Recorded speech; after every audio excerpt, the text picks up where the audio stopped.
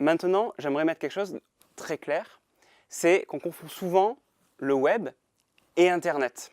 Et j'aimerais vous le dire une fois pour toutes, non, Internet et le web, ce sont deux choses différentes. En fait, le web est une partie d'Internet. C'est la partie la plus connue d'Internet, mais ce n'est qu'une partie en fait. S'il fallait le représenter un petit peu de façon plus globale, de façon très schématique, je dirais que, voilà, vous avez Internet, ce grand bloc, et on a à l'intérieur des sous-parties. On a le web, que vous connaissez déjà, mais vous avez aussi d'autres notions qui font partie d'Internet. Vous avez notamment les emails, qui permettent d'envoyer des messages. Vous avez aussi les newsgroups, que vous connaissez peut-être un peu moins, mais qui sont un peu l'ancêtre des forums, et qui sont toujours utilisés aujourd'hui. Vous avez aussi le FTP, que vous connaissez peut-être un petit peu moins aussi, et qui permet en fait d'échanger des fichiers sur le réseau, d'en envoyer ou d'en recevoir. Tout ça, ce sont des éléments qui constituent Internet. Et il y en a d'autres, je ne vous ai pas tout mis.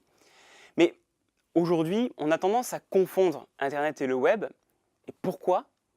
Parce que ces services ont tendance en fait à migrer vers le web. C'est-à-dire qu'on utilise de plus en plus une interface web pour accéder aux emails, aux newsgroups, au FTP.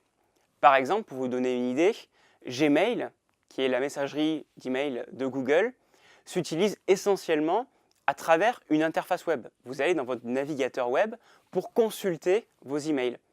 Pourtant, derrière, tout le mécanisme est un autre mécanisme de transfert d'emails qui se passe du web. Le web est en fait une sorte d'interface. De la même façon, on utilise de moins en moins le FTP et de plus en plus des outils, des interfaces comme Dropbox par exemple, qui permettent de transférer et de synchroniser des fichiers, notamment via une interface web. Et c'est tout ça en fait qui donne une sorte de confusion entre Internet et le web. Donc j'aimerais que vous reteniez bien justement cet aspect-là, qu'il y a différents aspects dans Internet qui convergent vers le web.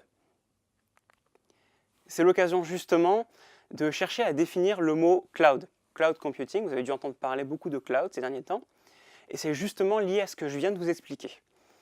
Le problème du cloud, en fait, c'est qu'aujourd'hui, il n'y a pas de définition claire pour quelqu'un. Chacun va avoir sa définition du cloud, et c'est ce qui rend la chose un petit peu compliquée à percevoir.